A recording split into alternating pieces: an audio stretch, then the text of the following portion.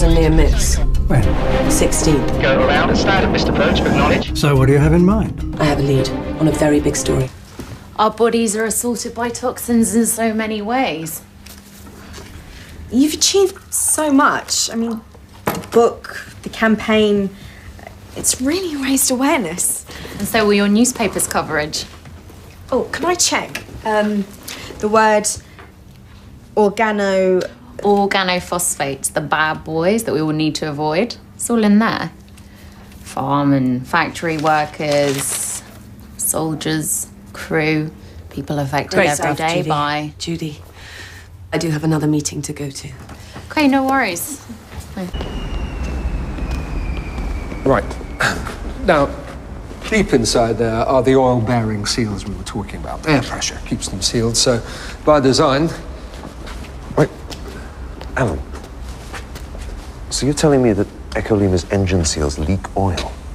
Just small amounts. Also, replace them. I've told you they're designed to leak. Changing the seals is like a complete engine overhaul. You know the cost of that. We need to cut costs if we're to meet the third quarter targets. Alan, I come from the offshore oil industry. If a seal is compromised... This is totally different. It's not a safety issue. Really? What about Flight 313? Could carbon monoxide be a risk to pilots? Sure. It's caused many plane crashes. But that was years ago. Well, let me show you. See the white square of the circle? CO detector. The air is contaminated with carbon monoxide. Circle changes color. Okay, thank you. Sure. It's a bit of a blonde question, but how do you start a jet engine? Well, it don't start like a car with a battery. You need air, and lots of it, usually ducted from an APU, small engine at the tail of the airplane. And once the engine's running, it sends the bleed air back through the same ducting to the cabin. Bleed air? The air that's bled off from the compression section of the engine pressurizes the aircraft cabin.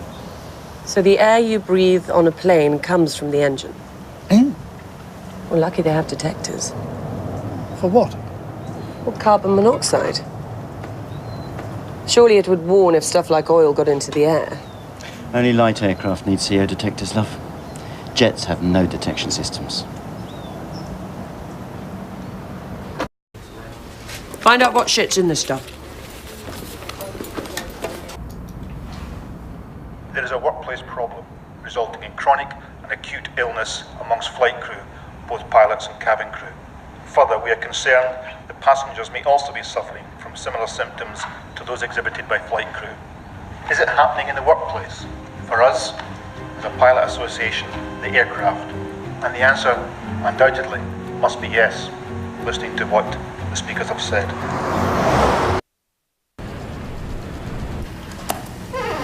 For years, the tobacco industry was successfully able to deny that there was a connection between smoking and lung cancer. In the end, the courts proved that there was. The aviation industry is now in the same position that the tobacco industry was when it was brought to book. Both these industries have traded people's health and safety for profit, and now the aviation industry is at the end of its tobacco road.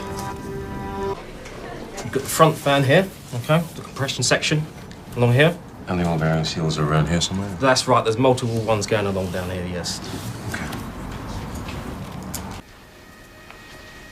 In 2010, the High Court of Australia upheld a ruling that inhaling heated engine oil fumes was harmful.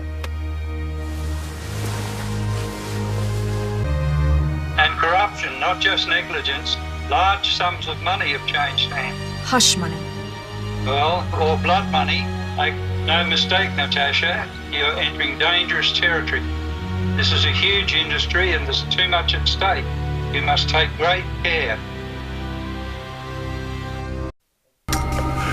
This is a section of the bleed air ducting system. How I got hold of it, suffice to say, it wasn't without risk. This is a page from his toxicology report. Among the nasties, it revealed tricresyl phosphate, an organophosphate like sarin, the weapon of mass destruction. Tricresyl phosphate is found in the engine oils. They're copies of aircraft technical log pages. Tech logs are the primary source for recording data on each flight an aircraft makes. So an aircraft captain routinely keeps records like this? In the aircraft, yes. But not in his personal records. He must have copied these. Secretly. See, the pilot will enter any defects here. This airline safety report, ASR, would have been sent to the Airline Safety Department, then on to the CAA, the aviation regulator. So the captain has reported his worries? But engineering has fobbed him off, returned the aircraft back into service. So the airline's flying aircraft that aren't airworthy? In a regulatory sense, yes. 150 people could have been killed because of an oil leak. And you know what the air accident investigators would have concluded? Pilot error. Do you really think the industry will let them fit filters in their aircraft, even if they wanted to? The admission, the legal implications, it's just too big. But we'll see. It is almost 60 years since the danger of fumes seeping into the cabin air was first reported. With the notable exception of the new Boeing 787, virtually all passenger jets still have flawed and potentially dangerous bleed air systems, a design that leaks pyrolyzed oil into the air supply. Would the minister agree that most shocking of all is the fact that airlines fail to inform passengers when they have been exposed, which, and I have chosen my words carefully, must be a breach of every passenger's rights and casts a dark reflection on the aviation industry? What solutions does the minister have?